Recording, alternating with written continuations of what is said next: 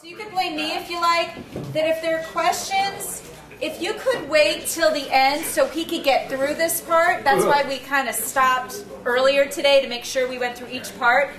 You have notebooks, write down your questions when they come up, and then if he can get through this, then afterwards you guys can lead through with the questions to get through. So I think we're all as a group ready to run, right? Yes. Okay. Yeah, absolutely. Good. Thank you. No, thank you. Have fun. Yep, so what we're going to do is we will go through the rapid template development process that we originally had planned. And time permitting, we can talk about some of the stuff we were talking about this morning. And we'll talk about this for days. So I renamed the workshop Ubuntuism, which I thought that's easier to say than rapid template development for Joomla CMS. Before we jump into things too much, I want to make sure everyone here has the files that we need. Is everyone here now that was here this morning? Or is anybody that is here now that wasn't here this morning? Okay, a few of you. Okay, so make sure I'm not tethered anywhere. I have 2 USB thumb drives. Okay, throw them.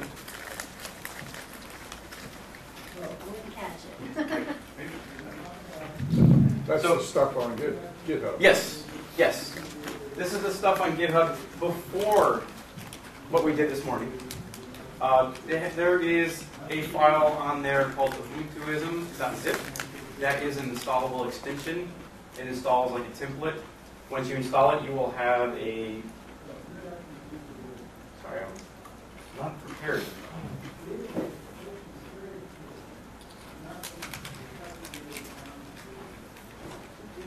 You will have an unstyled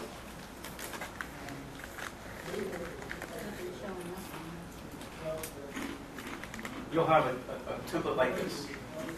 So the idea of what we're doing today is we are exploring rapid template development for Joomla. The goal of Ubuntuism, which is what I'm playfully calling rapid template development for the Joomla CMS, is to more quickly create one-of-a-kind custom Joomla templates without imposing creative limitations. I'm not going to repeat everything I talked about this morning with my background and how this kind of evolved, but the idea is to use an iterative approach to constantly improve upon a code base that we use as a foundation for our custom templates. Make sense? All right, so achieving Ubuntuism, I think that's where we, no, almost. The idea is that we start every template with the same foundational code. In this case, we're using the Construct Template Development Framework. This is not to say that this is exclusive to Construct. You can use other template frameworks. You can also develop your own. You can also just use the last template that you developed. The idea is to take an iterative approach of reusing code that you've written to reuse it and improve upon it. Any questions at this point? That make sense? So during this process, we will continually identify code that we can reuse and improve. Any code that we're writing that cannot be reused, we kind of segregate or we'll mark it or do something with it to where when we start the next project, we can easily delete it or it just won't even be included. And I talked about this morning about the Japanese philosophy of Kaizen or continuous improvement. That's really philosophically what we're doing here. So, Ubuntuism in action is basically what I just talked about. We use, in this case, in this example, we're talking about using an existing framework. The whole point is here with existing framework,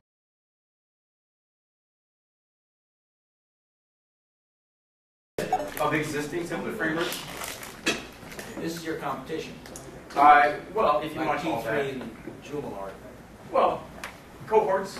You know, this is actually the first page of search results on Google from Tuesday when I typed in Joomla template framework. This is just a small selection of what's out there. I know there's more. To be honest with you, I don't look at them because there's so many. And the whole point here is you have a lot of options with starting with an existing solution. You can also use a club template for your foundation and customize that and build off of that and then iteratively build upon that. Barb also has her her template recipes. You can follow her recipe to build your first template. And then your second template, you can use that same code and improve upon it and build it. And just, it's that whole evolutionary organic process. This is a list of Google page 1 search results. We talk, I just mentioned the whole idea of building your own framework.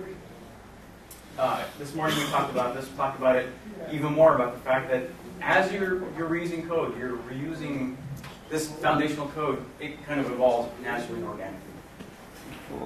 If you're interested in doing that, I put up some tips. We're not going to go through them all right now, but just some tips for some people who are interested in developing their own framework. I find that a lot of designers and developers, they have their own process. They have their own preferred methods. Maybe it's a particular look, particular layout. Maybe you like a particular grid system. So you can develop your own framework. It's not that hard. Honestly, where it gets hard is developing a framework that everyone can use. So it's a really great thing to think about is developing your own framework that's just for you. I have some tips on this presentation. Just some things I ran into that you can think about. This presentation is up on GitHub, github.com/betweenbrain/Ubuntuism. So don't worry about writing all these things down. Can if you want to. But these tips are up there as well. So let's code.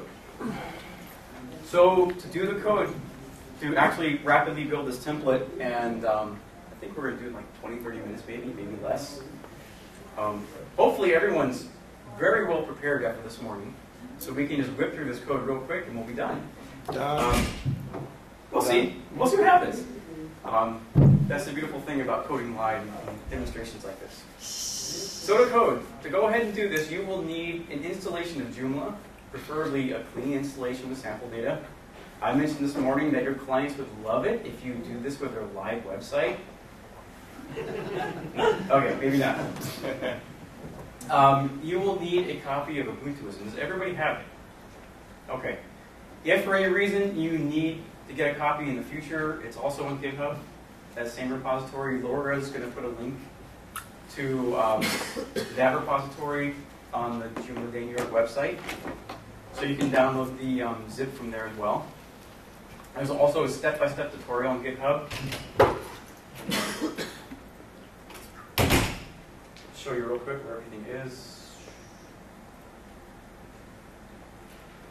So here on GitHub, you can click on the downloads link right here and just click download the zip. That will generate a package installer for you.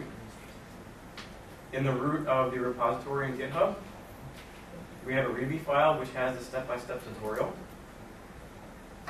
And really, it just walks you through the whole process that we're going to do right now. So at this point, is everyone ready to write some code, or at least follow along at home? You don't have to write code if you don't want to. It's strictly optional. So the idea, the idea with this process is that we start with some sort of code base. In this case, we're starting with a construct framework. And in all honesty, this is really why I developed construct, is to provide myself a code base that I can use iteratively and to continually improve upon. So we have, at this location, we have a fresh installation of Joomla 1.7.2. And I want to make sure everyone heard that yes, 1.7.2 is out, just in case you haven't heard. So this is Ubuntuism installed.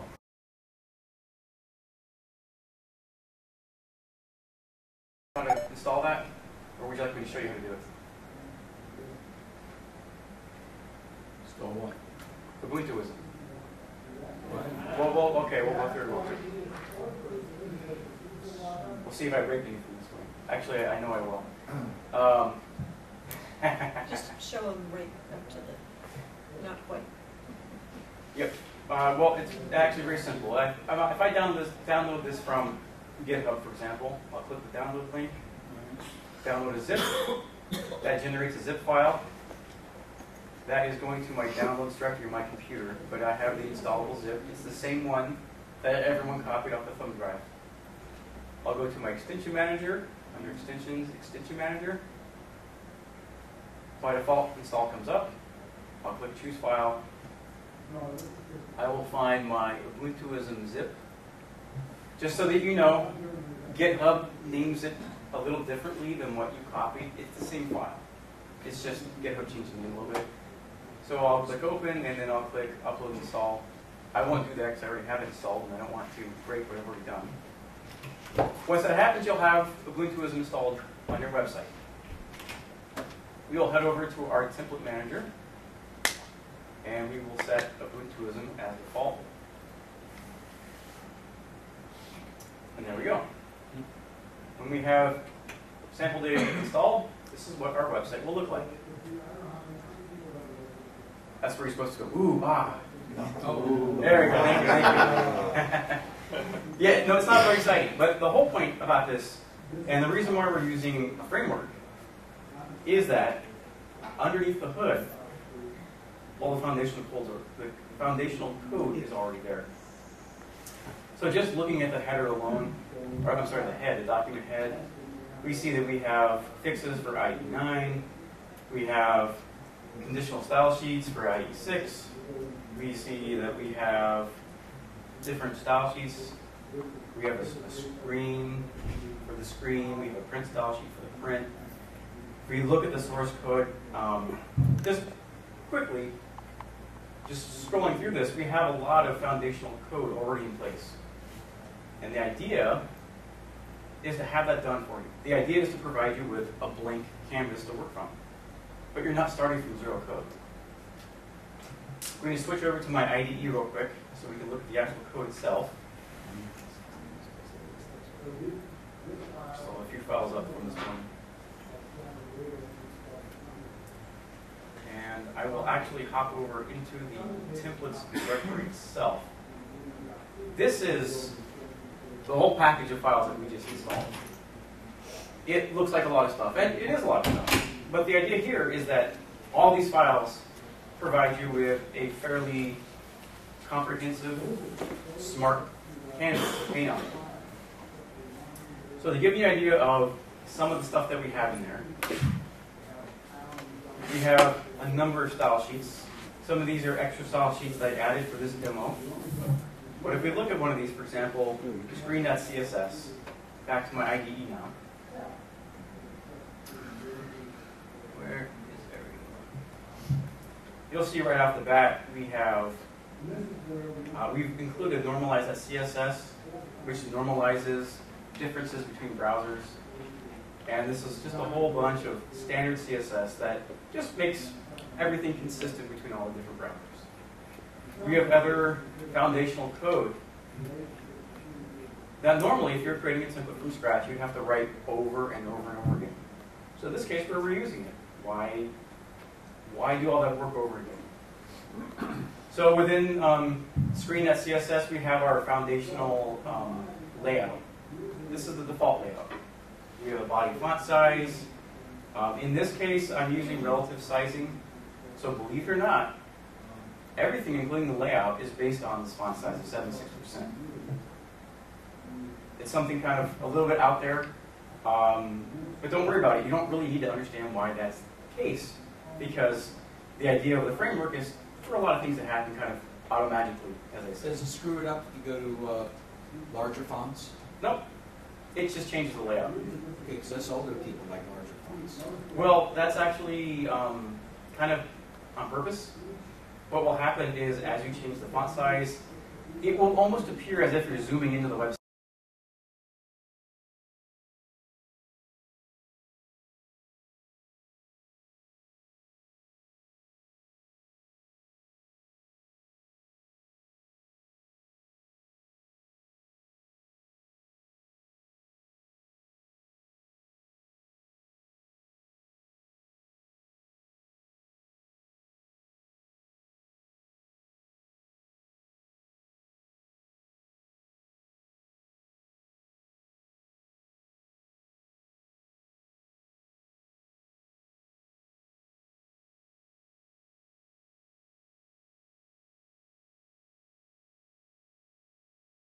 provide a lot of functionality that you don't have to write. What you need to worry about, and what we'll start with right now, is the demo.css, which is blank. Demo.css is a blank style sheet where you put your unique look. So I'm going to go ahead and actually reference GitHub.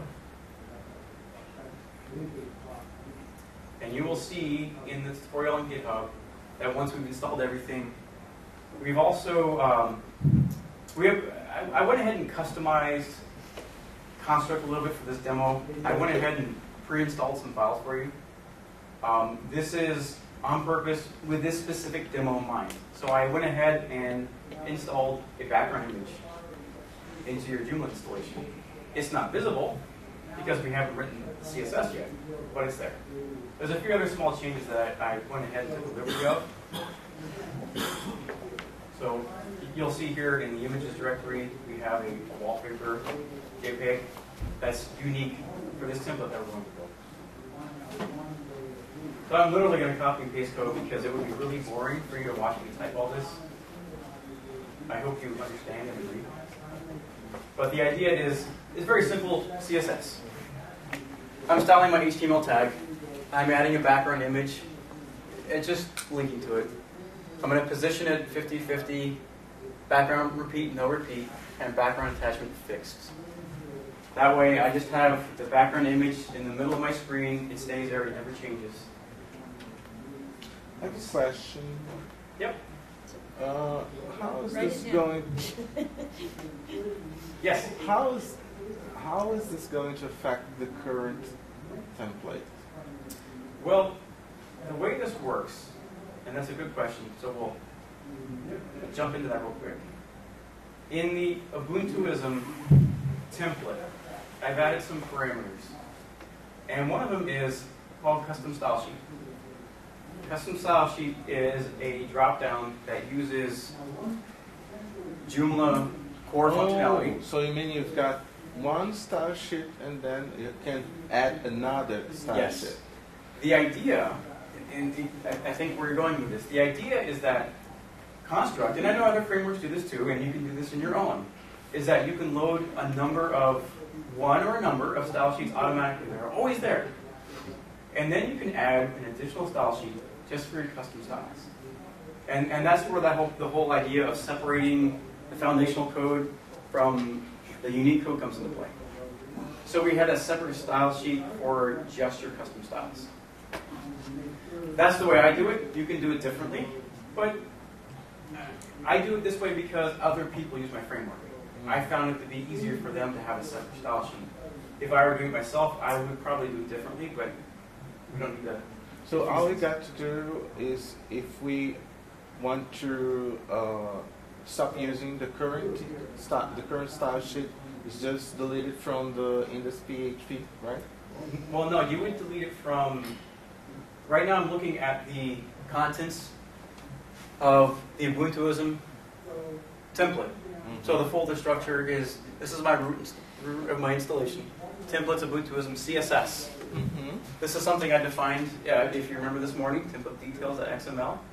That's where you defined our CSS directory. This is one level above that, my apologies. This is the CSS directory. Don't worry about these folders. You see that we have demo.css in there. If I add an additional CSS, we'll use Bob. We like Bob. So that custom style sheet pull down you put in there? Or that's standard? This is something I add. This is a standard parameter type. Yeah. This is a parameter type that Joomla, core Joomla provides. You can find out a lot of information about this at docs.joomla.org. But you see right here, Bob.css now appears in that dropdown. That's the behavior of that parameter type. And in my case, in the case of Construct, that's how we handle adding your custom styles with a separate style sheet. So in this example,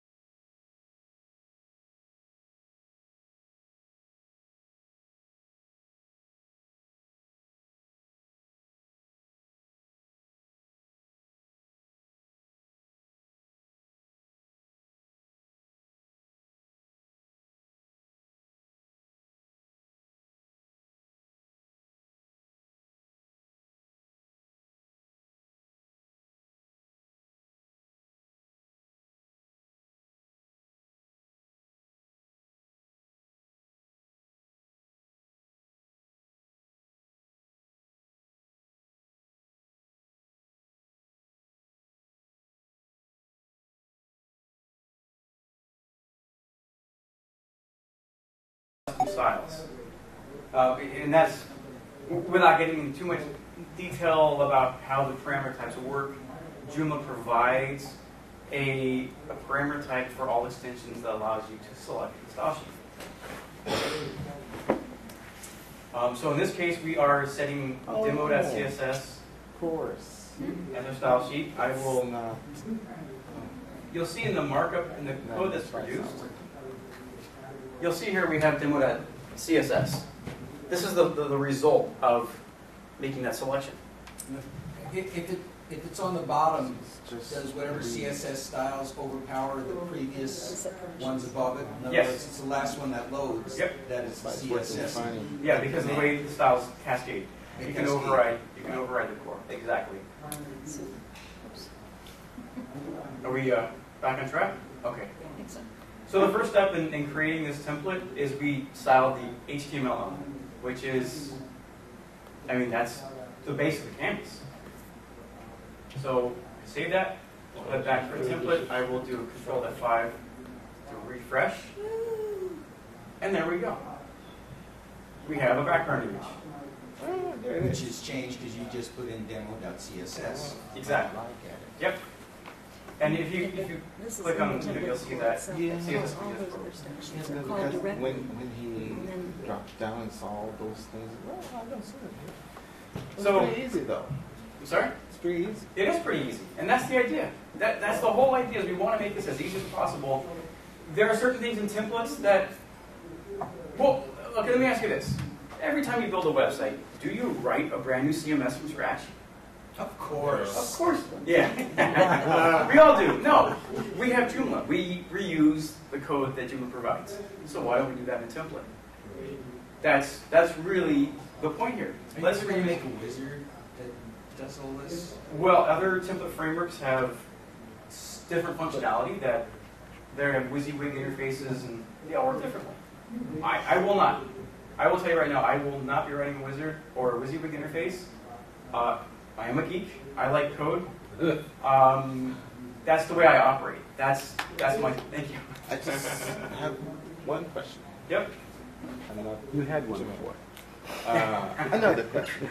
Then, if I want to disable the standard CSS style sheet, what's the best way to do it? You mean the one in my framework?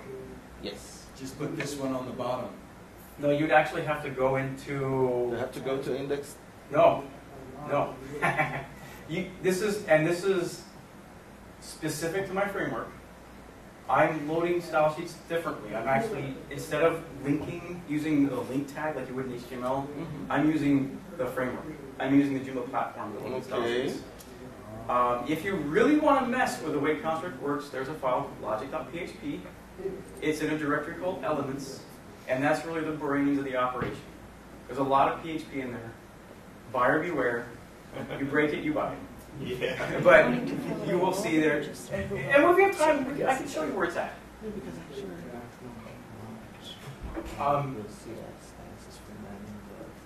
But you know, along those lines, and this is the way I've approached this myself. Other people approach it differently. I've created this such a way to where you can override the core styles. So what I'm trying to do is provide a good foundation to work from. If you don't like what I did, you can change it. You can overwrite it. Yes? He just sort of wanted to turn it off just to see what the effect of turning it off was. Oh, okay. And I suggested just go into your file directory and misspell it. Oh, you can rename I it. just throw an X Yeah. into the name of things, so screen X, and now it won't load screen. Oh, that's great. That's what I Okay, want. yeah, so that you're absolutely right. So we just renamed that so it won't load, and that's what happens. We're back to, it's all gone. That's what I wanted. Okay, perfect, yes. Because now, if I can create a whole new CSS within my demo.css. So Exactly. Absolutely. thank you. Oh, you're welcome. And if we have time, I'll show you how to delete it out of the logic so it doesn't even load, or try to load in the first place. Okay, second step, we're just going to add a width to the body. In this case, because we had to drop our resolution kind of low, we might not see much difference. I normally work at a higher resolution, so it's more impressive. I want to know what your Ubuntu fonts are.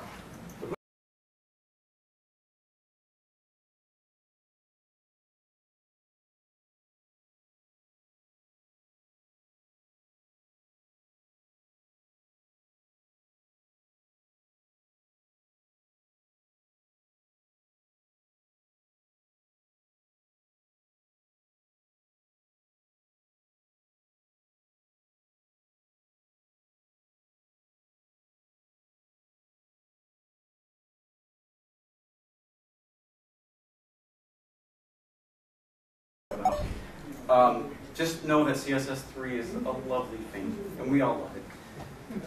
Really what we're doing here, we're setting a max width of 90.5 EMs. That creates a fluid layout, something else we love. I'm setting some margins, a background color to my body tag. Body tag is within the HTML tag, so it won't affect the background image. We're setting a font family of Ubuntu. We'll load the font in a little bit. We're putting a border on our body. We're doing border radius, something lovely by CSS3. We're doing some clipping, that's just so that it doesn't bleed, and some other stuff. And shadow. Now, if you're interested in CSS3, you can go to css3please.com. You can get all these snippets from them. You can actually adjust them live on their website. You just click the copy button and paste it into your style sheet. So this is some CSS that we're going to drop in back into our demo style sheet. And once that's in there, boom, we have residential chains. So that's with not much CSS. And if we didn't want the CSS3, we'd have a lot less. It's just right now we're using vendor-specific prefixes. Actually, I should show you. Actually, I won't show you. It'll be a surprise. The next step in our process is we are going to style the header. And ironically, I'm using HTML5, and I gave my header an ID of header. Kind of redundant, but that was done for backwards compatibility reasons. In this case, what we're doing, once again, we're setting a background color. We're setting a font weight, width. We're giving some nice rounded corners. We're rounding the corners to match our body, just so things fit in nicely. And we're doing a background gradient all with CSS3. It's all very nicely explained, actually, at css3please.com. That is a great website for this kind of stuff. css3please.com. Please. Please. Por favor. Por favor. Thank you. Permiso, not permiso, no. For nada. Or nada. So with that snippet of HTML or CSS, we styled our header. Rounded corners, background color, background gradient. Our font weight has changed. One step closer. For those of you who weren't here this morning, or You didn't talk about letters. okay, I didn't. Okay, gutter. Gutter is something that I added to construct to create spacing between things. It actually comes from the typography industry, which I don't have a background in typography. It's just something I picked up on. We're just changing the spacing between certain elements. So as you can see, I'm just copying and pasting code from the tutorial. I'm just changing some padding and margins is all we're doing right here. So we just move things up. Pretty simple. Okay, so logo, by default, and this is something that you may do differently yourself, but by default, construct looks within the images directory for a file called logo.png. If it's there, it loads it right there. That's actually an H1A tag. It's for SEO reasons. It's clickable, so you click it, you go home. So what we're doing is we're going to actually override the default styles of construct. And what all this CSS does is it just, really the important thing here is text indent 0. Without getting in too far off track, I'm just undoing what I did by default in construct. And if you're curious about how I figured all this out, actually on my website at constructframework.com, I have a whole set of documentation that talks about this stuff. It really explains a lot of this. But in this case, we're undoing some default styling and some default behavior. We're changing the font size and the padding. We're changing the backgrounds to none, because by default the background image is a logo. And we're changing the font family to our lovely Ubuntu font family.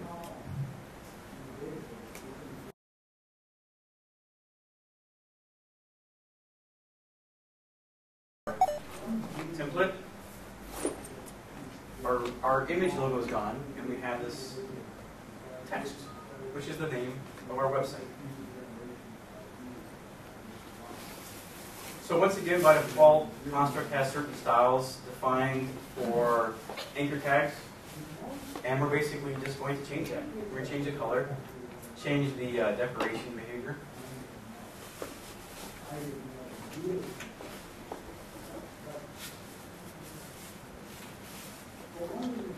Getting one step closer. Does anyone know what we're working towards? Showed us that. Okay. So, you know, it's kind of anticlimactic that way because you've already seen it, so. So, by default, since we are using sample data, we're going to move some things around. So, without reading the tutorial to you, we're just going to change the look of the breadcrumbs, and we're going to assign it to a different module position.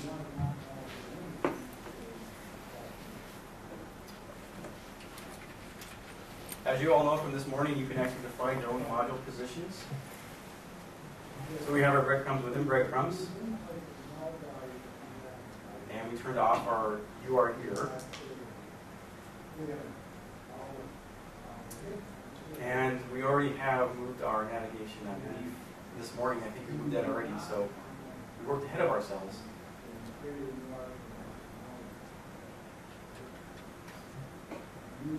Okay, we have main menu in our nav position.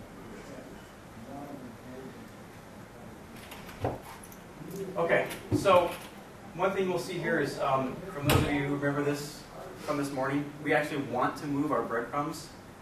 Now, you should know this answer because we talked about it this morning. How are we going to do this? CSS file. No. Really? We're going to physically move the module position within our template, within the markup. Index.php. Index.php. In our index.php, we declared our module position somewhere within the markup. So we're going to move that. By default, I have breadcrumbs module position below the logo. So we're just going to change that markup a little bit. In our tutorial, you'll see that right now it is on line 175 through 177. You see right here, this should look fairly familiar from this morning. Our if statement, we're checking to see if something's published to the module, the breadcrumbs position. And if it is, we'll include breadcrumbs. We'll switch back to our IDE. We're going to open.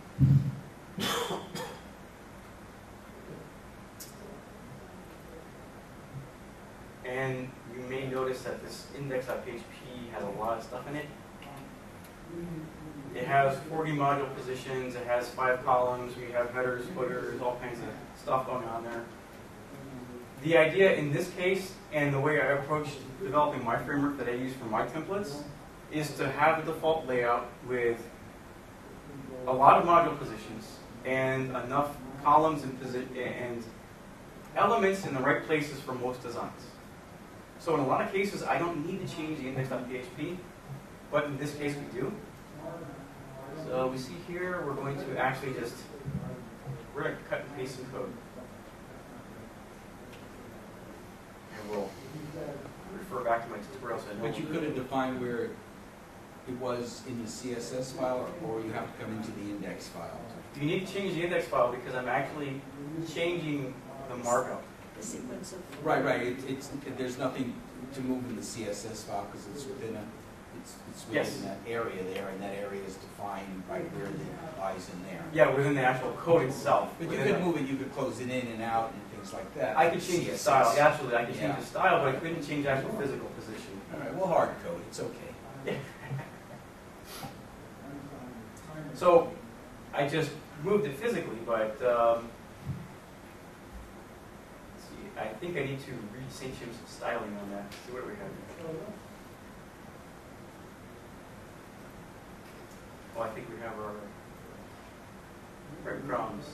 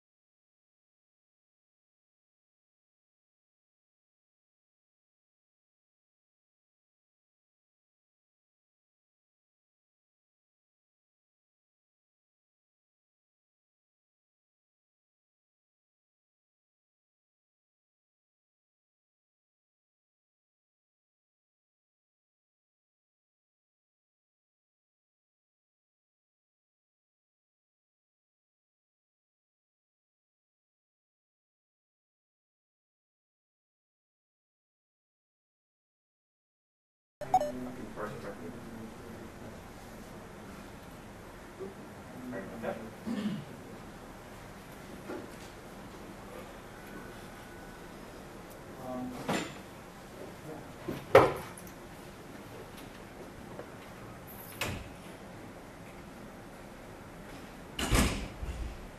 So in this case, I just cut out the code that we saw this morning. There's a typo here. But you'll see it's very similar. It's PHP if counting the module position nav. If it's there, we have some predefined markup that we talked about this morning. And then we just include that module position nav.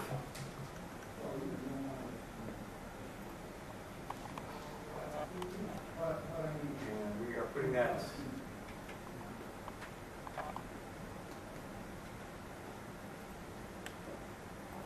so we'll head back to the home page. And now we have our navigation up in our header area. So we're getting there. So really what we've done so far, we've changed the physical location, a couple of module positions, and add some basic styling so far. Nothing very complex, but it seemed to have fairly dramatic results. Now this is where we add our Ubuntu font. In this case, I am using Google hosted fonts. You can download your own font. If you go to Font Squirrel, for example, you can download your own font pack. In this case, I'm just linking to Google Web Fonts.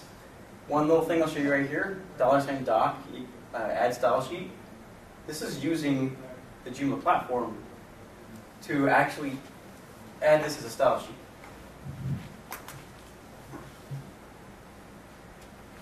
And at docs.joomla.org, you'll find a lot of information about the add style sheet, add script, those little hooks.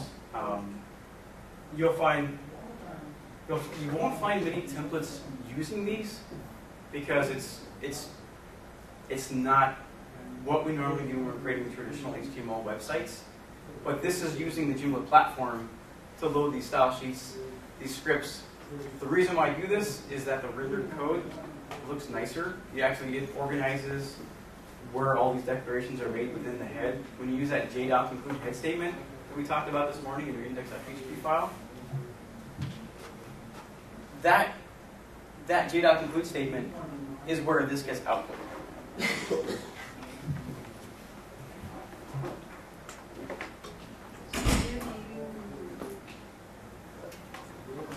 So you're still having to add this line of code to index.php. Yes, yes. And this is PHP code. Right. The difference is where it's produced in the final markup. That's something I look at. And it helps the loading order of certain things. So you actually went over to then define the fonts within your call there. Exactly.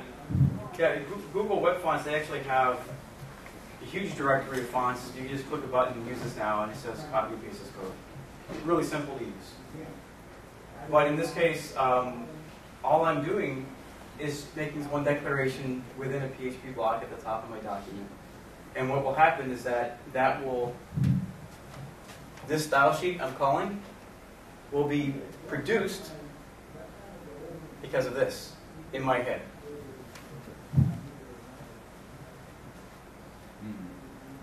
So what we'll see here, if everything works correctly, nothing, because I'm using Ubuntu. It already has the font installed.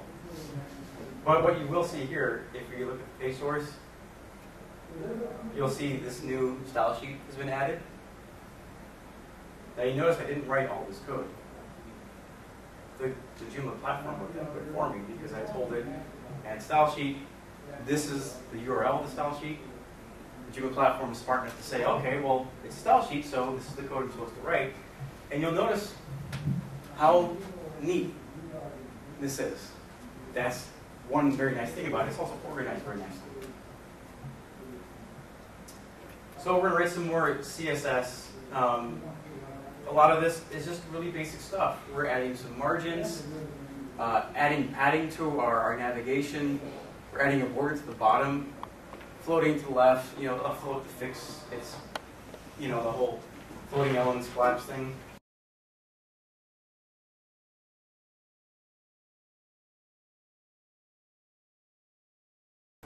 But the idea is that we're not doing anything too crazy. We're not writing any really complex CSS. It's just simple stuff that has dramatic results. So we're just going to add some padding color, changing some behavior. You know, it's just pretty straightforward.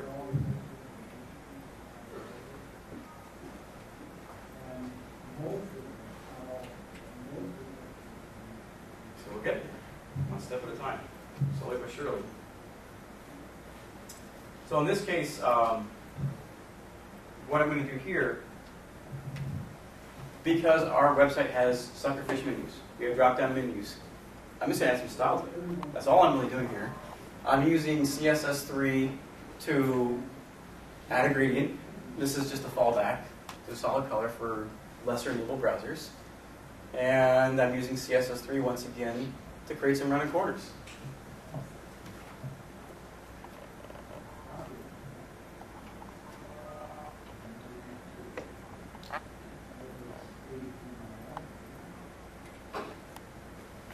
You'll see here if I go to sitemap, now we have the beginning of a dropdown. And this little bit of style, this just targets the children of the paired menu items.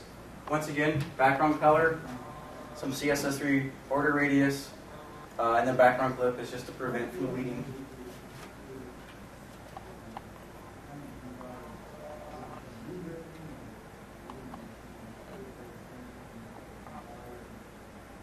Let's do a little refresh here. So we have our drop-down now styled. Pretty straightforward, right? So at this point,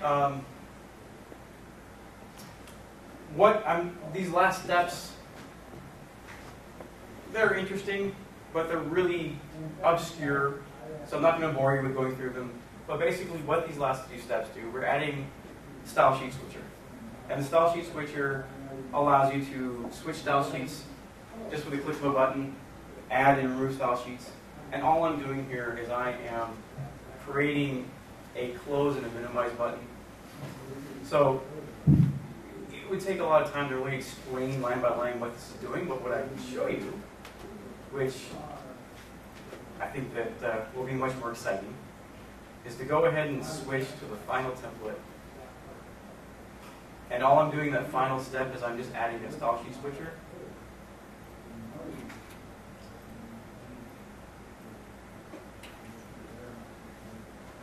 Which creates these buttons.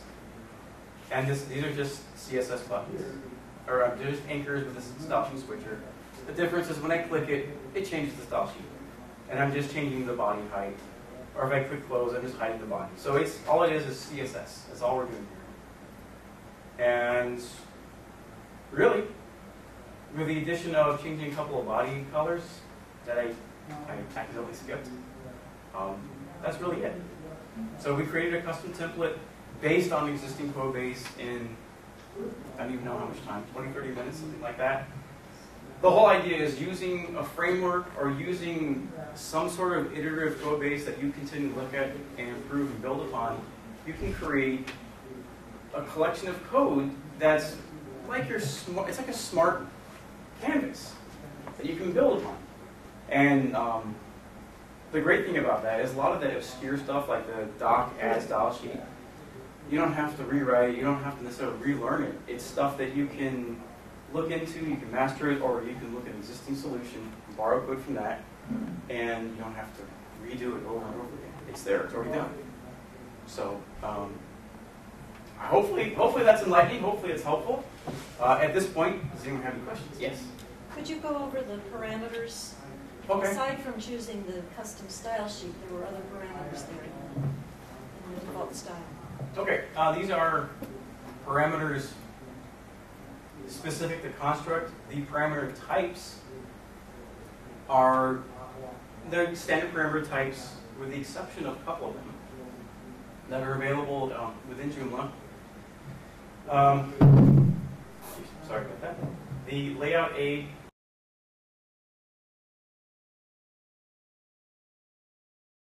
in this case because but we could do the minimize and maximize buttons. Okay. Override diagnostics should be fine. I don't think I delete those. So does that mean they're deleted from what we get from GitHub? They're deleted from the index.php that I created for the demo. They should all be in GitHub though. It's just I deleted them because the layout aid uses a style sheet switcher, which would conflict with what we did here. The override diagnostics is a parameter added just to output certain information about where we are in our Joomla site. We see that we are using a layout override. And that can turn into kind of a long explanation, but I'm using a customized index.php file. It shows my column layout, which component I'm on. If I go somewhere else, it shows me the view. It shows me the article number, menu item, that kind of good stuff. The reason why I'm outputting that information is that we have body classes that change depending on where we're at in our website. So theoretically, we have a body class of article-38. So we could write CSS specific to class article-38, whatever, that would only appear on this article. So that's what that parameter is about. That's what that's there for. Yes? How hard would it be to put in the 960 grid system with it? Well, it depends what you want to do with it. Well, I kind of like the way they lay things out. And you can put, if you could put the modules within, the grid lines. Are you familiar with that system? Yes, okay. I am. That's a good question. And to be honest with you, I'm working on finishing up a brand new version of Construct. The Ubuntuism template is built on this new version. One feature that we'd like to add is a grid system. Because Gantry has one too. I know Rocket Theme uses Gantry, but I've used the 960 for custom sites too. Yeah, Gantry uses 960 as well, actually. Yeah. I believe so. It is, but it's made for Joomla. Yeah. There is a Joomla version. You couldn't just drop it in to Construct as it is right now, Okay. because in a sense, Construct has its own grid system. It's just not a formal grid system. It has a default way of laying certain things out, and you can add classes to specific elements to push and pull them, for example. Mm-hmm. But it's not a predefined grid system. This first section of parameters, which are specific to Construct, it take a while to explain at a sufficient level what they do. But what you can do in Joomla 1.6 and beyond, because we have nested categories, for example, I created a way to where you can create custom layouts on a category basis and allow those layouts to cascade to child categories, for example. As long, yeah, that's the inherit. Same thing with styles. Custom style sheet, we talked about generator meta tag. It just changes the meta tag created by Joomla. Internet Explorer fixes, two simple ones, CSS3 support. It's a targeted solution. So any CSS3 that you write that you want to work in IE 6 through 8, just drop those elements, IDs, classes there. Same thing for PNG fix for IE 6. It's also targeted. They're targeted for performance reasons. So anything that you want transparency to work in for IE 6, you just drop those elements, IDs, classes right there. JavaScript. If you feel certain on removing move tools from your website, fire me well. It's a little, it can be dangerous, but if you want to, you can do it. You can disable and enable the pop-ups, the mode pop-ups and move tools. You can also load jQuery. I need to update that. Layout, I created some convenient tools for defining your overall site layout. It's the overall site width. You can set it in either fixed width or fluid max width, EMs, pixels, percentage. So you can play with your layout. The reason why those parameters are there, just for that reason, so you can kind of play with your layout, see what happens when you change things. You might want it narrower, you might want it wider.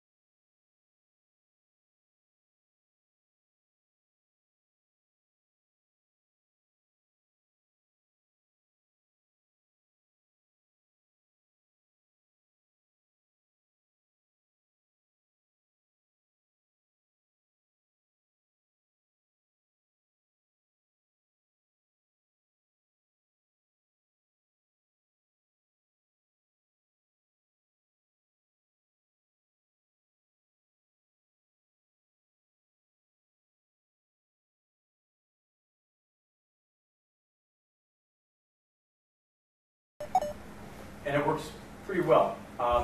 Really, all I'm doing here is I'm simplifying the layout. I'm changing the index.php file and loading jQuery mobile.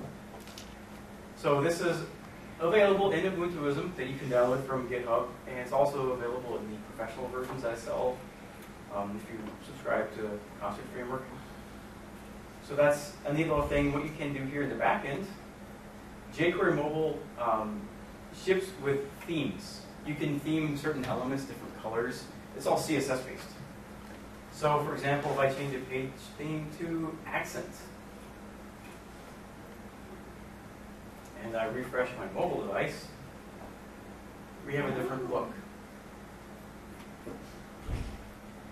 And I can specify a color for navigation if I want to.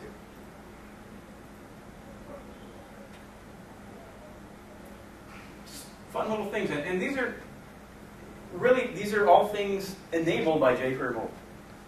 And this is, if you look at the mobile.php file within Ubuntuism, you'll see that essentially it's a simplified version of the index.php that you use in your template. And I'm just loading jQuery mobile and new style sheets. And a lot of really cool magical things happen. Other last bit of parameters that you might find helpful are Google Web Fonts. You can load up to 3 Google Web Fonts that target any element, ID, or class. And I think there's 224 in there right now, something like that. The Google Web Fonts directory is pretty big. So you can just scroll to whatever you want. Select it, hit it. And it's loading from the Google Web Fonts directory. Oh, okay, so we have, that's our new font that I just randomly picked. It's a little small, but you get the idea. Now, the one thing with parameters is, these are the parameters that Construct comes with. You don't need to have any parameters if you create your own template framework. These are basically convenience tools for the end user.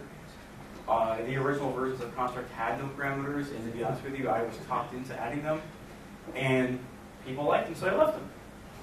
So, does that answer your question maybe a little bit more? Just kind of connecting to her grid question. Yes, yes. You have a grid, but it's not a 960 grid system. Yes. But you have your own. Can you describe it, or just Well, like what the possibilities are? Go back to the layout parameters, I guess. It's not really a grid system per se, and that's where it's a little confusing. So what classes do we need? You talked about push and pull and. Well, you'd have to define them yourself. Ah. The reason why I don't use a formal grid system is because a lot of designers I've talked to, they don't like the predefined push symbol and widths and stuff provided by grid systems. But a lot of designers do. So what do? Make them both. Well, you could do that, absolutely. Oops, sorry. And this is evidence that I'm not a designer. So you know, this is the Construct Framework website.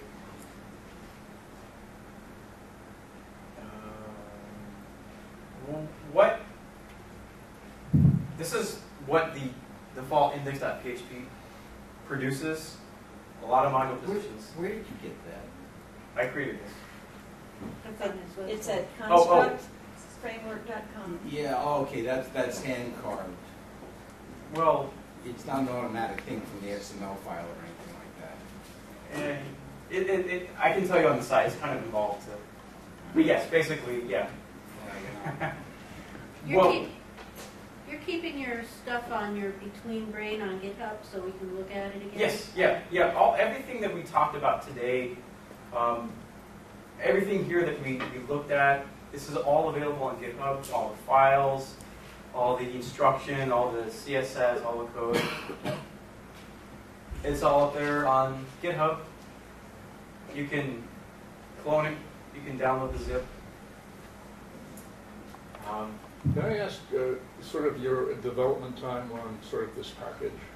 roughly Well- speaking? I know you said iterative stuff, but there's a kind of pretty solid bunch of stuff here. Hundreds 1 of year, hours. 5 years. I started creating Construct in 2000.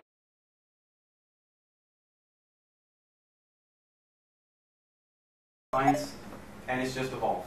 And it's, I don't know how many, hundreds of hours, easily hundreds of hours. You know, half time, quarter time, third time? Ballpark, you know. Sorry. That's a good question. I really couldn't tell you. No. Okay. Probably, I can tell you for sure, a few hundred hours, maybe a few hundred. A few hundred hours is nothing. Well, but it's 40 really, hours a week, man. I mean, that's 5 weeks. It's hard to say. Well, what it is it started and it's evolved organically. Right. And basically what it was is I needed a template to build a template from scratch for a client. I did it. It was good. I need to do another one. So I said, well, I learned a lot from the first one, so I'll reuse it. Oh, hey, this didn't work out too well. Let's fix it. Let's make it better. And it just kind of evolved. And eventually, when some friends convinced me to release it to the public, that's when it's hard to answer that question because you. That's when the 200 hours started. Well, kind of. It's say, okay, well, there's the what is a fair answer for what you might experience versus what I experienced. They're kind of two different things. Yeah. But if you were to do it, if you've created a template before, if you've developed a website from scratch before, you probably could do this fairly quickly. You probably already have a lot of tools in your tool set that you like to use. A lot of style sheets, a lot of CSS, a lot of certain tricks. So the difference is that you just need to get your template details, that XML kind of fixed up, get things in the right places, drop in those JDoc include statements so you can render the modules and the head and things like that. And you'd be surprised how quickly you have your own framework. And then after that, it's just a matter of that ongoing iterative process of seeing what happens. Any other questions? No? You just showed that module position page. Yep. I'm on your about page, but I don't see a link to that one. That is actually, Is it hidden? no, it's I'll be honest with you, I'm going to redevelop this website because there are a few Okay, because things it about says it. there about on the. Yeah, the URL is deceiving. Okay. If you go to support, and actually, thank you for mentioning this. The Ubuntuism template that you all have copies of is based on constructs. You'll find a lot of additional support documentation at constructframework.com. And under support, you'll see the big button, user manual. And you'll find a lot of documentation about a lot of different topics. And one is, third one down, available module positions. Okay. Okay, but it comes up as about. So the Kama Sutra for Joomla. Now, I noticed on your about page something about Malajo. I just saw that for the first time a few weeks ago. Yes. Can you explain a little more about that? Yes. Malajo. Basically, what Malajo has become. Malajo has changed and it's evolved since we started. We started working on Malajo October of last year. And at that time, we were going to create a new distribution of Joomla. We just basically were going to take Joomla and customize it, essentially. So, you know, Ryan's company, Picnic, they have a nonprofit soapbox. It's a customized version of Joomla. It's a Joomla distribution for nonprofit organizations. So last October, we said, well, we're going to create a distribution of Joomla geared more towards site developers, more towards people who do this kind of stuff. They put it that way. And long story short, since we started, they released the Joomla platform. They started separating the two. So at Jane Beyond earlier this year, we made a decision and the announcement that we were not going to create a Joomla distribution anymore. We decided we're going to build a brand new application based on the Joomla platform. And so what has changed is instead of essentially an out-of-the-box CMS like you would get with Joomla, you're going to get an application that out of the box allows you to build customized applications. So you could build a CMS, you could build other things. Actually, a really good example and thing you can look at is on the Joomla Community Magazine.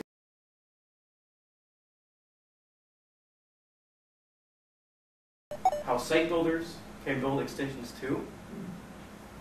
It talks about a tool, actually I probably couldn't find it quick enough. It talks about a tool, an extension called JFoobar.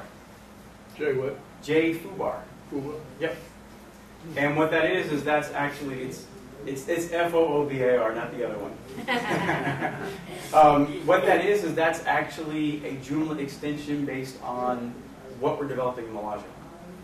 The core of Melaggio has an extension builder, so you literally can click a couple of buttons and it builds an extension for you. It builds kind of like this. It builds a framework for you to have a fully customized extension. And in the Joomla Community Magazine, if you look at that article, and I'll try to look it up real quick here before we leave, you can download and install, or even on GitHub, clone it, fork it, that kind of good stuff, the JFoobar extension, and it allows you to build extensions within Joomla 1.7. So that's kind of a good taste of what we're doing with Melaggio. Does that make sense? Is that a fair answer? Okay. Any other questions? So you're not looking to take over Joomla, or No. Joomla, it's just... No, Melaggio is so not there's for... no administrator area? No, there is, but it's not, and this is where it's hard to explain without showing it to you. Mm-hmm. It's not an out-of-the-box CMS for just building a website like Joomla is. Okay. It will be a completely custom application for, you could potentially build your own customized, personalized CMS. Mm-hmm. You could build another type of web application with it. But some of the 1.7 stuff will fit in with it? For example... Like templates, or...? Not necessarily. Okay. And to be honest with you, that's something that we're talking about. We're not sure if we'll have a compatibility layer with Joomla 1.67, just because that could actually, if people start using Melaggio, and we have a compatibility layer with 1.6 or 1.7, then people could start using Melaggio instead of Joomla. We don't want that to happen. We don't want to hurt Joomla. This short answer is we're building Melaggio as a tool for certain projects that we work on. We're also building it to explore new technologies like JFoobar that we can give back to the project. So it's a lot of things at once. Yes? And then all these header above one, header above twos, you have them as distinct widths. That's defined in the CSS file. This, you see right here, this is only for illustrative purposes only. It's not really, okay.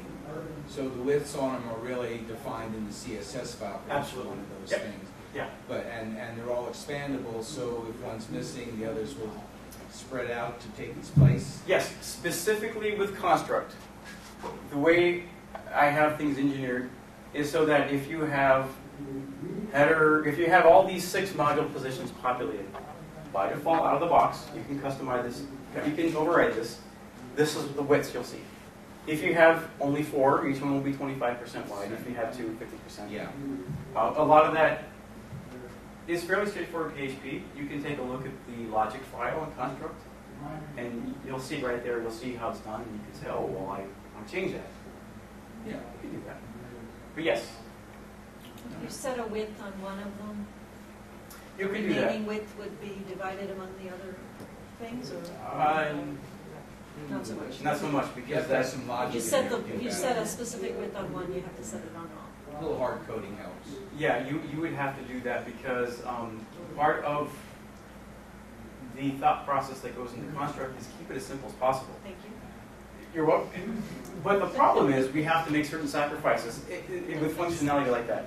So, see, for example, and I don't know if this is a good example for like Gantry, something like Gantry that has a really very comprehensive user interface. They might have a tool like that where you can go through and define specific module widths and this and that.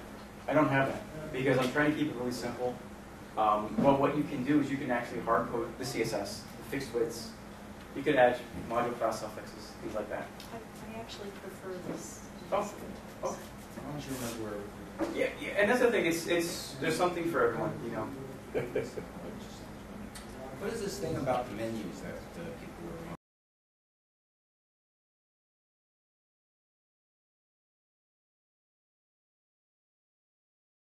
was. I'm not concerned whether we're going to vote to do this or do menus or something.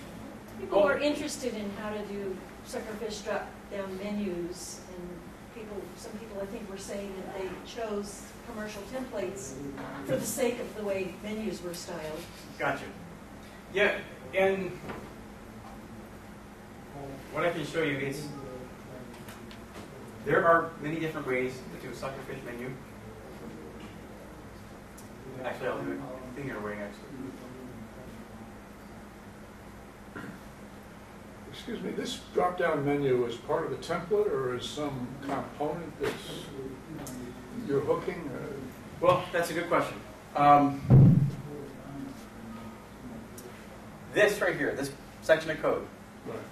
is a module. Joomla has mod menu. So that's from menu. Yes, this is Oh, from I mod mean, menu. you're just styling it. Right. Exactly. So the Joomla menu module will produce an unordered list with list items. It's really fairly standard markup. So you can use pretty much any suckerfish solution you want that targets that kind of markup to create a menu system. I used CSS that I've kind of crafted and recrafted for various reasons to produce that. And essentially, what I'm doing here, I'm trying to be very respectful of accessibility reasons and for people who don't have CSS enabled and things like that. By default, all the submenu items are positioned off screen. And it's hard to explain this without going into a lot of code, but all the submenu items are positioned off the screen, the CSS, until you hover over the parent. Then when you hover over the parent, they're right there. They appear kind of magically. Yeah. So it's pure CSS. It's pure CSS. And if you look at the Ubuntuism template and you go in screen.css, you'll see at line 1588, everything's expanded for readability. You'll see a section called menu. And you'll see the CSS. And really, what I'm doing here is setting list style none. We're floating the menu items left. Everything's positioned relative. This is just basic styling stuff, display block. This is kind of really the critical functionality here. With the CSS, we're setting the submenus. You have the nested unordered lists. So the nested lists are positioned absolute. Just as they sit without anything happening, they're off the screen left by 999 units. Z-index. So they're over here. This is the edge of my screen, and they're over here. Actually, I'm sorry. You have to have them over there to make them exist, or for accessibility reasons. You don't want to display none. It's suckerfish, isn't it? Something Yes, like that. it's suckerfish. That's all this is. This is CSS suckerfish. If you say display And it none, uses jQuery, right? No, Or this is just pure Yeah. CSS. a text reader won't see that. Exactly. If you say display none, so the way you Exactly. get rid of them is just, so then when you go down to ULLI, which would be the first styling for that level, then you bring it back into where you can see it. Exactly. All we're doing is we're positioning it off the screen until you hover, and then we're putting it back on. Why is that efficient? I know she was trying to explain it to me. For accessibility. If I set it to display none, then a search engine, for example, or someone with a screen reader, someone who's blind who needs some sort of what's the name of that software? This reader screen. I forget it right now. The screen reading software. It won't see those menu items, and then they won't be able to get these pages. Right. So you just throw it out at minus 99 M's and it's happy. Exactly. Visually, it's all smoke and mirrors. To be honest, it's smoke and mirrors. Yep, just as long as you have nothing to the right of that. It doesn't matter. It's absolute. It's positioned absolute. Oh, yeah, right. So that's all this. This is, if you go to HTML Dog, I think it is. It's a website that's been around for ages. They popularized the original suckerfish methodology. And this is really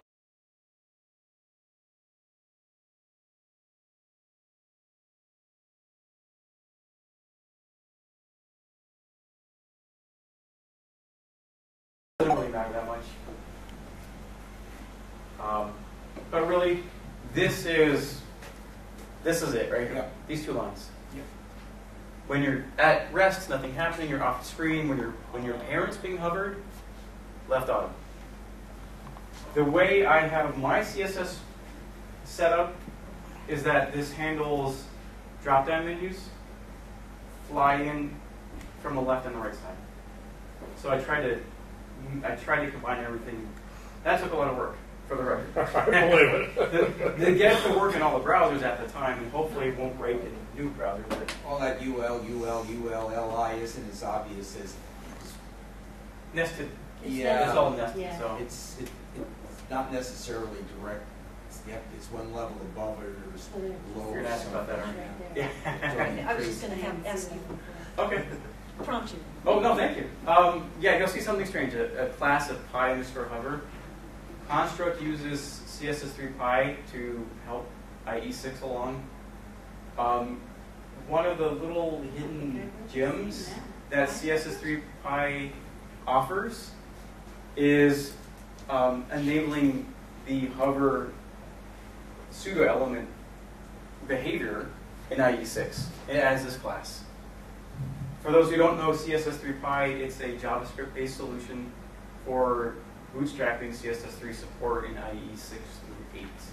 Well, I see that really doesn't affect the browsers that are aware of Correct. 8. It's just in case there's an earlier one which can't read the other one, then it reads that. And in this case, it's not a CSS3 element, it's because Internet Explorer 6 Yeah. Exactly. only applied the hover pseudo class to links and not Exactly. to LIs. Exactly. And it's just so happens, it's kind of one of those little, it's like an Easter egg, really, that Right. CSS3Pi adds. So that way I don't have to add another JavaScript to make that work. It's CSS3 pi. I believe it's, yes. Check right now. Yeah, .com, I found it. Oh, good. I Yeah. never heard of it before. Oh, this is great. Hannes Hoppenberg, you may have heard his name within the Joomla project. He's actually a contributor to CSS3Pi as well. It's interesting.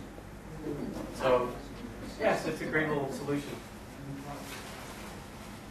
Great. Yeah, so Wow. we're on beta 5 now. They've been in beta for... Your construct framework loads this thing Yes. automatically. Yep. It's targeted, so you have to declare those elements, but it does load it. Any other questions, concerns, comments? Does the new HTML and CSS deal with things that are not square? I mean, we got the rounded edges now, but does it come with any other preformed shapes or anything that we can use, or we got to go make our own graphics after that? There's some skew things over Yeah, CSS3. yeah. There's rotate, there's animations, canvas stuff. It's mostly supported only by Safari right now, but they're getting there. Mm. It's pretty complicated stuff. And it's not in a skin file, that complex stuff. Correct. Correct. Yep. I Yep. can't wait. Yeah, CSS 3 Please, I think, was the other website I mentioned. Please, yeah. Neat little website because you can toggle stuff on and off right here. So you can see what it does. That's nice. Cool. And you can just go ahead and change it to Is that- whatever.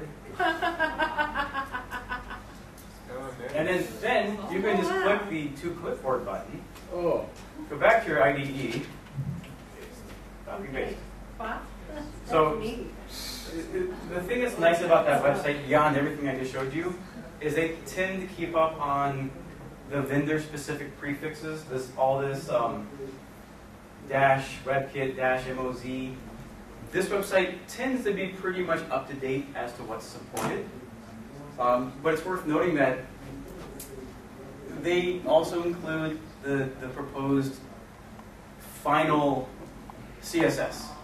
So when the vendors finally implement this as a final adoption and they drop the prefixes, you'll still have the CSS that works. And when all of the users have updated to the latest Exactly. version of the browsers. Exactly. Absolutely. It's not just when the browsers get there. Well, but yes, users yes. but have your to get there too. normalized CSS takes care of all that, right?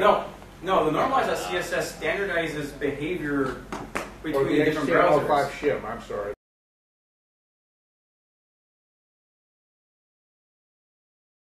qualified shim, which I believe was originally created by John Reisig, jQuery, I think. That just allows older browsers to recognize new elements.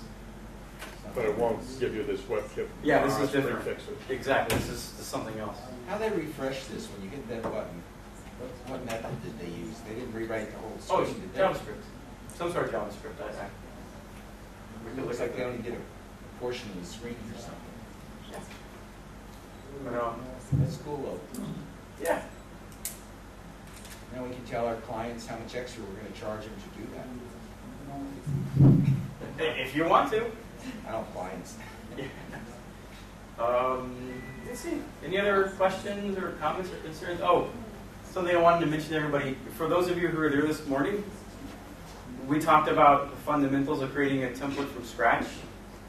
At docs.joomla.org, you'll find the tutorial for creating a basic Joomla template that basically goes over a lot of what we talked about. So, Been updated recently? I have no idea. We'll find out. July 17th. But it's pretty fundamental basics, but everything we talked about this morning is here. And what works in 1.6 should work in 1.7, so if you don't worry about that. Yes? One question I had on this was that I'm using a template I bought that allows for creation of menu items and dynamic menu items, subcategories, etc. And what's nice about that is that when I pass it on to the client, they can now create new categories, new menu items, etc. If you go this direction, it really doesn't have any more connection back into the administration site, so they can't do this themselves, right? So I mean, basically, it breaks that link to the clients, and to allow them to kind of manage the site from that point on. Well, I'm not sure if I understand the question because are you saying that this template you're talking about allows them to create custom styles for sub-menu items? Or yes.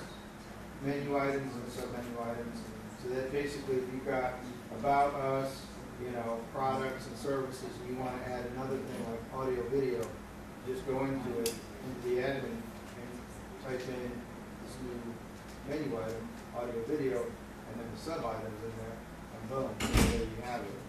And it shows up. So it allows them to basically take on the content management from that point on. So I'm just wondering if I went this path, it kind of locks it in. I'm the only person who can. no, because that's really core functionality of Joomla.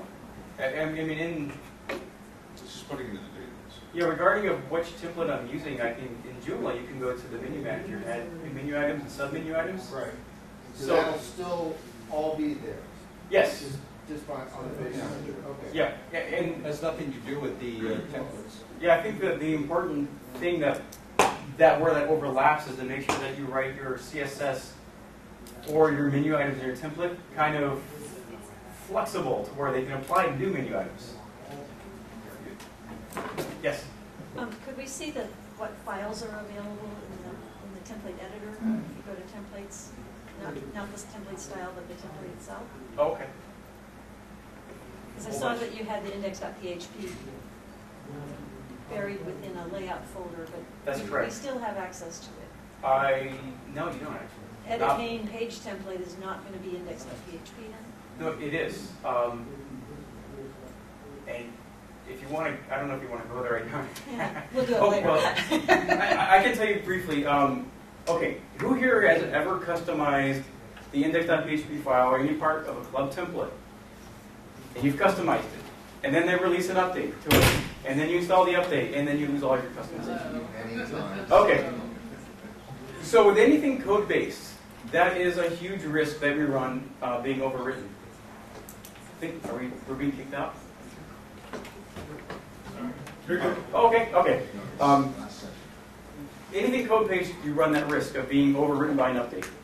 So what I did with Construct to kind of work around that is I created kind of a novel override mechanism within the template itself. So within the root of Construct, we have your standard index.php file. But I also added an extra directory called layouts. In that layouts directory, if you create another index.php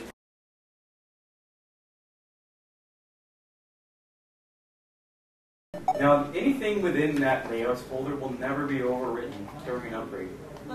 So, and if that's not enough, oh wait, there's more. But I can't get to it through through the Joomla That is correct. template manager. That way your clients can't touch it. That's good. Perfect.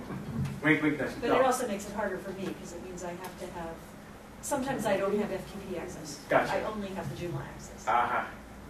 So that left-hand side where it said edit main page, you couldn't edit that?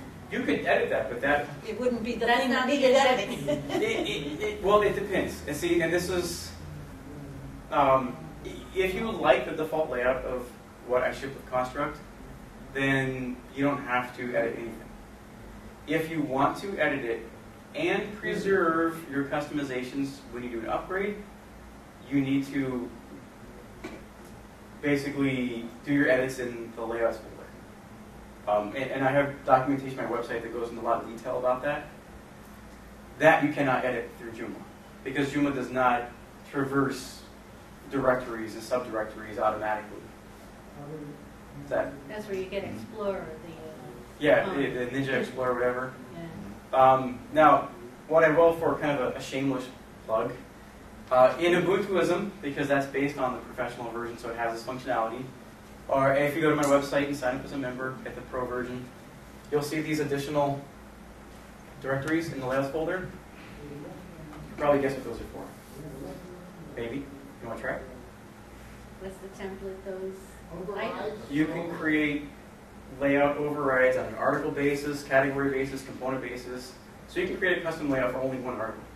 And Construct will look in these subdirectories and say, oh, I'm on article 38, and there's a file called article38.php. This is my new layout for just this article. If you're in article view, and then there's a lot of logic and traversing stuff going on there. We do the same thing for all that stuff. And that's where we get into the inheriting layouts. You can do the same thing in style sheets, so you can create CSS files like article-38.css. So if you were in an article, that was where you defined the CSS before. We went over there and you had that custom thing that came down. That CSS won't be updated because it's too low or something on the, remember when we had an article up and you had a parameter on the right called CSS. It was in styles. Oh, it was in styles, that's right. That wouldn't be updated because that was done, that could be in any subdirectory. If I understand what you're saying, But that you can do that in articles too. correct, correct. But this, anything you put in the article and the subdirectories will never show up here. This is kind of a global customization style sheet. Right. And this is where things get confusing without having the time to really properly explain everything. Anything article, item, menu specific is loaded dynamically automatically. Right. There's no user interaction except for you put the file in the right place, you call it the right thing, Construct does the rest. Right, so you can bury things and it will Yep. not be updated and it'll still look the same unless they change something in the operational methodology of reading a CSS. Exactly. Exactly. Or if I create a bug in Construct. Yes? Where you had those folders, you could also have modules and plugins too? Nope. That's something that we actually didn't get a chance to go into this morning. Okay. What you... HTML overrides. Yes. Which Yes. is what was, I don't know if people were here yesterday. Yeah. That's what I did a whole hour on. There we go. So if you didn't see it, it should be on Ustream, I think. There we go. Yeah, I mean, there's what I tried to create with Construct, and this is, I think this is the reason why my friends told me it really is a framework, not just a template. I'll take their word for it. Because of the body classes, you could, for instance, well, let me start by saying, I tried to create about 17 different ways to do the same thing depending on how you like to work. And this is one of the ways you could do that. For example, if you wanted to create CSS specific to a module that's specific on a certain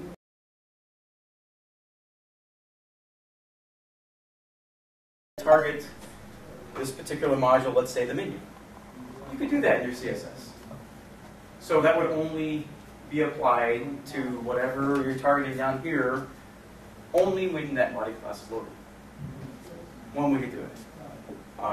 I like code.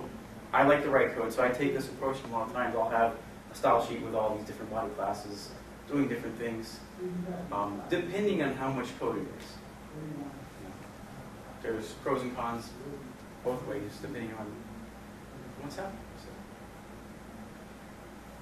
is that a fair answer? Something to think about, something to ponder, something to go, But, yeah.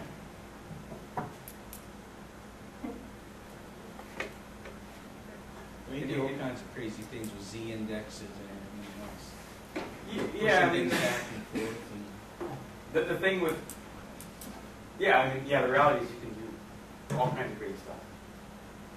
There's no end to it, and that's what I'm hoping I achieved this morning, is to show you that templates aren't scary, they're not hard to use. What I hope I showed you this afternoon is that you can use a framework, you can build your own, you can take an iterative approach to creating some sort of foundational code that you can use and reuse and improve upon so that you can quickly and easily create substantial changes in templates fairly quickly. And make your life easier, make it more efficient, because time is money. you just remembered all the little trivia detail that we would forget if we were starting from scratch. Or you'll discover again. Yeah, thank you. Wait, I do it all the time. I mean, that's the thing is, Better you than me. when you write it from scratch, sometimes you forget the details. Oh. Yes? Do you have any CSS compression or caching or things built into your No. system? No, I'm trying to keep it as simple as possible. There are many great plugins and modules for that, so I figure why, I don't need to go there. I could, but of course. Pardon? Yeah, I try to keep it as simple as possible. It was 2 years ago that I went to a gantry framework demonstration at CMS Expo, and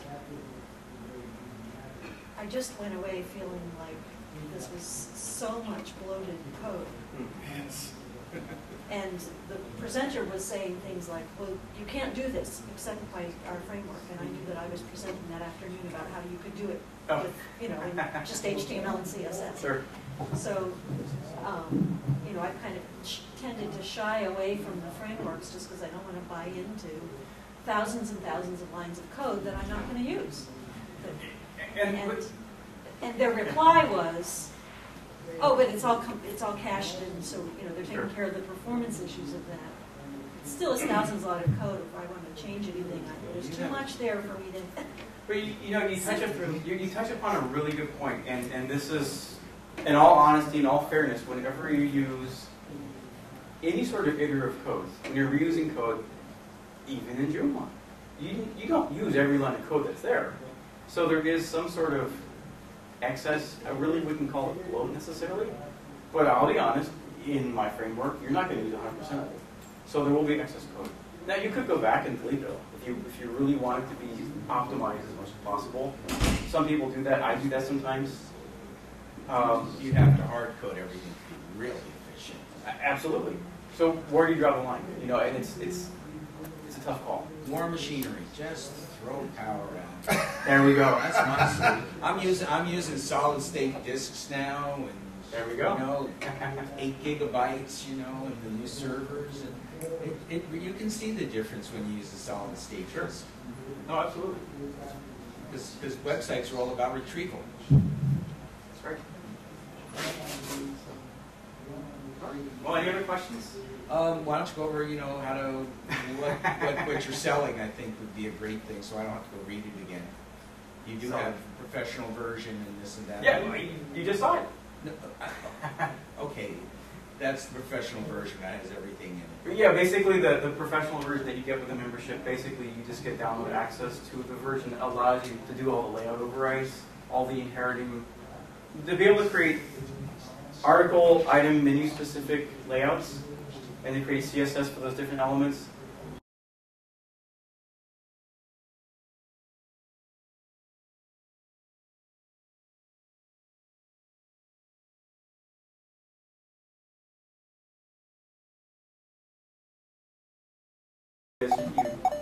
pay a small membership fee, you get download access to that.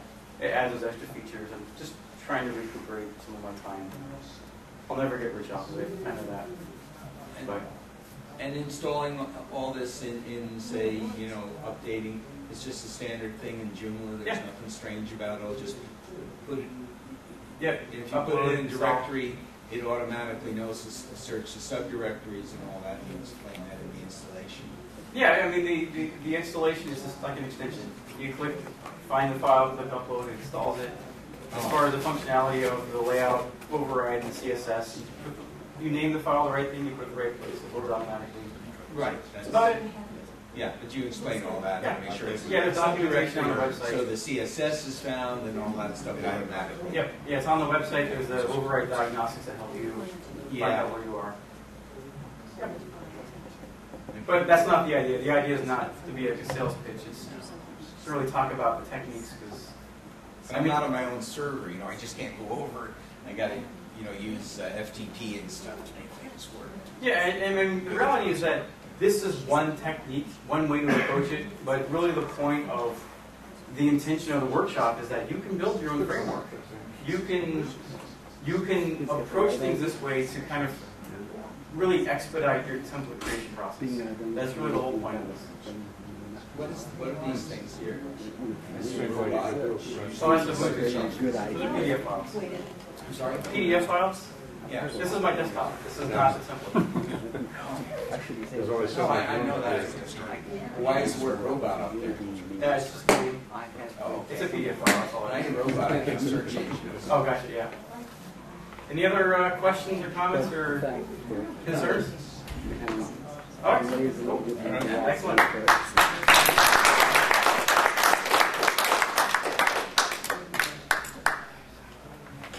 Excellent. How hard is it?